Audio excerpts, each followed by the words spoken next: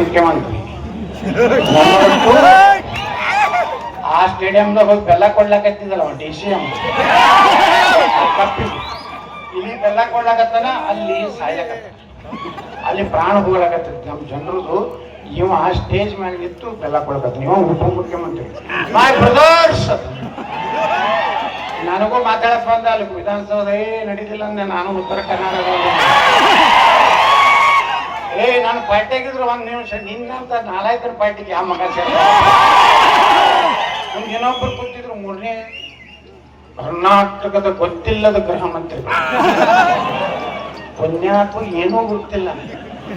ಪರಿಶೀಲಿಸುತ್ತೇನೆ, ಅಧಿಕಾರಿಗಳ ಕಡೆಯಿಂದ ಮಾಹಿತಿ ತೆಗೆದುಕೊಳ್ಳುತ್ತೇನೆ, ಗೊತ್ತಿಲ್ಲ ಎಲ್ಲಿ ತೊಯ್ಕೋದ ಮುಂದೆ ನೋಡಿ. ನಿನ್ನೆ ಕಲ್ಲು ಹೋಗದಾರ ಯಾರು? ನಿನ್ನೆ ಇದ್ರಾಗ ಮದ್ದೂರ್ನಾಗ ಮಸೂದಿ ಮ್ಯಾಗಿನ ಕಲ್ಲು ಹೋಗದಾರ ಅವರಲ್ಲ, ಹಿಂದೂಗಳೇ ಕಲ್ಲು ಹೋದ್ರ ಅಂತ ಹೇಳ್ತಾರೆ ಗೃಹ ಮಂತ್ರಿ. ಅಂದ್ರೆ ನೀವು ನೋಡಿ, ನಿಮ್ಮ ಹುಟ್ಟಿಗೇನು ಕಿಮ್ಮತ್ತಿಲ್ಲ ಈ ದೇಶನಾಗ, ಈ ರಾಜ್ಯದಾಗ.